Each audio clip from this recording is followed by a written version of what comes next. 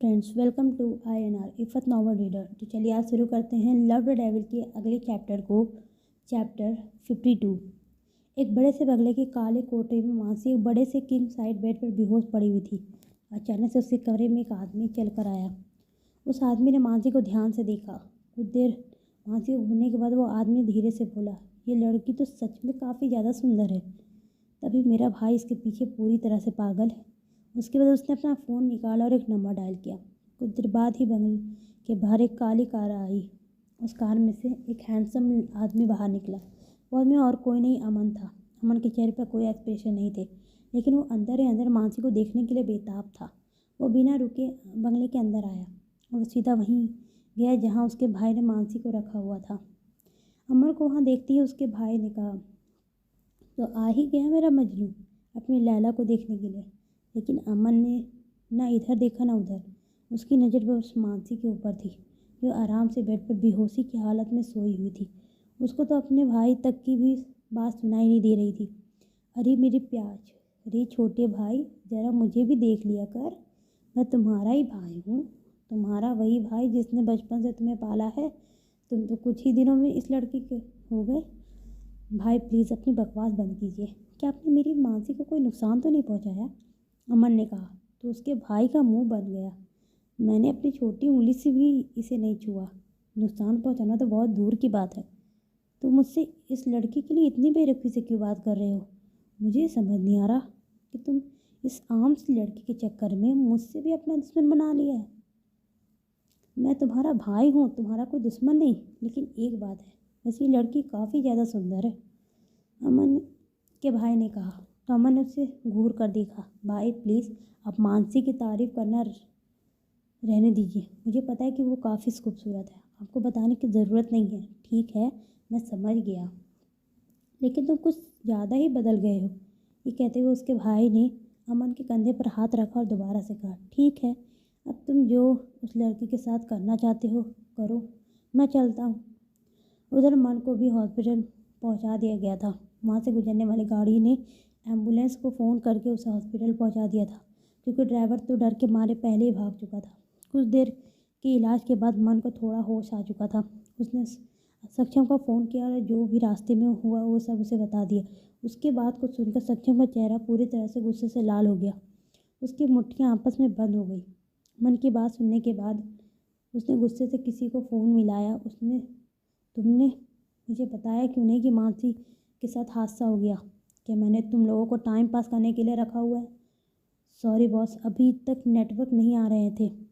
हम आपको बताना चाहते थे, लेकिन हम आपसे कनेक्ट नहीं कर पा रहे थे। अभी अभी हम नेटवर्क वाले स्थान पर आए हैं ताकि आपसे कनेक्ट कर सकें।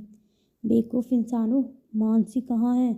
अगर मानसी को थोड़ी सी भी खरोच आई तो मैं तुम्हें नहीं छोड़ूंगा। बॉस, ये एक बहुत बड़ा बंगला है। उसके चारों तरफ CCTV कैमरे लगे हुए हैं और उन्होंने अपने घर के अंदर जंगली कुत्ते रखे हुए हैं, जो पलक झपकते ही इंसान के मौत की घात उतार देते हैं। तो तुम्हारे पास गन्स नहीं है क्या? बॉस, वो जंगली कुत्ते ट्रेंड हैं, हम उनसे किसी भी तरह पंगे नहीं ले सकते। आप अपनी स्पेशल फोर्स को यहाँ भेज दीजिए। उन आदमी ने डरते हुए कहा। तुम सब मेरी नज़रों में दोबारा नहीं आना चाहिए। अगर ऐसा हुआ तो मैं तुम्हें, क्या लगता है कि मैं तुम्हें ज़िंदा छोड़ दूँगा? पहले तो जल्दी से जल्दी मुझे एड्रेस सेंड करो। दफ़ा हो जाओ यहाँ से या देश छोड़ कर चले जाओ। ओके बॉस, हम अभी करते हैं। वहीं अमन धीरे धीरे मानसी के बेड के करीब बढ़ रहा था। उसकी सांसें एकदम से रुक गई थी और उसके चेहरे पर एक प्यारी सी मुस्कुराहट आ गई थी। वो बेड के ऊपर बैठ गया। काफ़ी देर तक मानसी के चेहरे को देखता रहा। उसकी हिम्मत नहीं हो रही थी कि मानसी को छूने की। वो बहुत ज़्यादा घबराया हुआ था। और उधर सक्षम ऑफिस से तुरंत निकल चुका था। उसकी आंखों में खून उतर आ चुका था। कुछ ही देर में सक्षम की गाड़ी बंगले के सामने आकर रुक चुकी थी। अमन का भाई अपने स्टडी रूम में बैठ बाहर लगे CCTV कैमरे के फुटेज देख रहा था। उसे पता था कि सक्षम जरूर यहाँ आएगा। जैसे ही उसने बाहर सक्षम को देखा, उसके चेहरे पर मुस्कुराहट आ गई। सक्षम, तुम्हें मैंने बहुत इंसानों से कंट्रोल करवा कर देखा, लेकिन तुम किसी के कंट्रोल में नहीं आए। लेकिन अब मेरी जंगली कुत्ते तुम्हें संभालेंगे। ये कहते हुए उसने अपना फ़ोन निकाला और किसी को फ़ोन कर कर कहा, बाहर मेहमान आए हैं। जैसे वो अंदर आए, उनकी खातिरदारी के लिए मेरे पालतू कुत्ते छोड़ दो।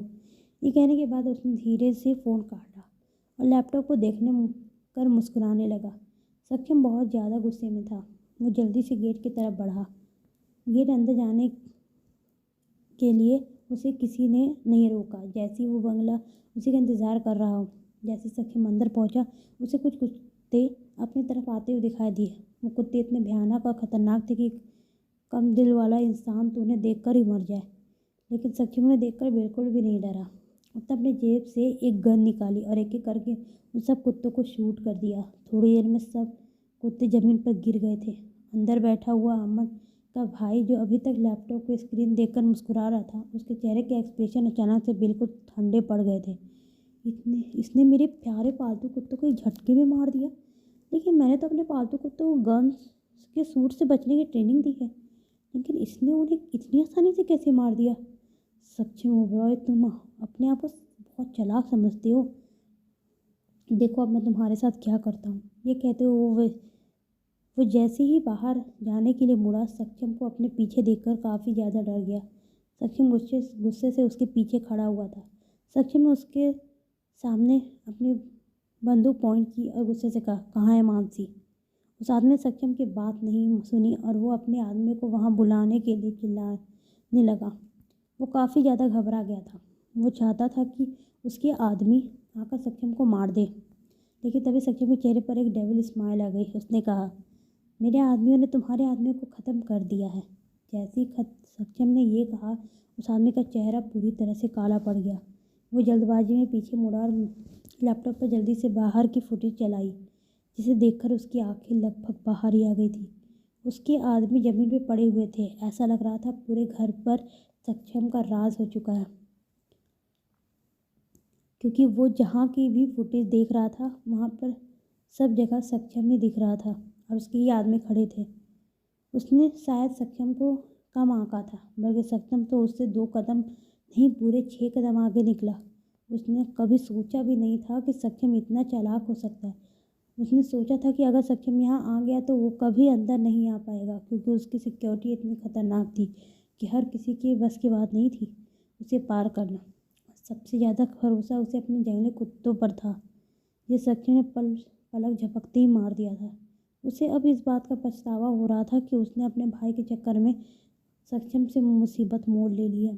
अगर वो कुछ समय लेकर सक्षम के खिलाफ अच्छे से प्लान बनाता तो क्या पता वो सक्षम को मात देने में कामयाब भी हो पाता। सक्षम सचमुच उसकी पकड़ से बाहर था। ये आदमी कब तक पकड़ देगा, कुछ पता ही नहीं चलता। और आखिर इसके आदमियों ने मेरे आदमी को इतनी जल्दी कैसे हरा दिया? उसके दिमाग में ये सब चल ही रहा था कि सक्षम ने दोबारा से गुस्से से कहा, ये बताओ मानसी कहाँ है, वरना मैं तुम्हें यहीं मार दूंगा। मानसी का जिक्र सुनकर वो आदमी जोर जोर से हंसने लगा और फिर हंसते हुए बोला, वो लड़की? क्या तुम उसके लिए इतना बेताबी से यहाँ आए हो? उसके साथ तो अभी तक मेरे आदमियों ने सुहागरात भी मना ली होगी। सक्षम ने जब उस आदमी की बात सुनी तो उसकी आंखों में जैसे खून बाहर आने लगा। उसका चेहरा पूरी तरह से लाल हो गया था। उसने अपने हाथों की मुट्ठी कस ली। उसके हाथों की नसें भी दिख रही थी। उसने अपने हाथ में पकड़ी हुई बंदूक को एक बार देखा और फिर अपने सामने खड़े हुए आदमी को बिना सोचे समझे गोली मार दी। वो गोली सीधा उस आदमी के कंधे पर लगी। दर्द के कारण वो आदमी कराहते हुए जमीन पर लेट गया। सक्षम ने दोबारा उसे कुछ नहीं कहा और ना ही उसने थोड़ा भी उसे तरस खाया। उसके बाद उसने मानसी को ढूंढने के लिए चला गया।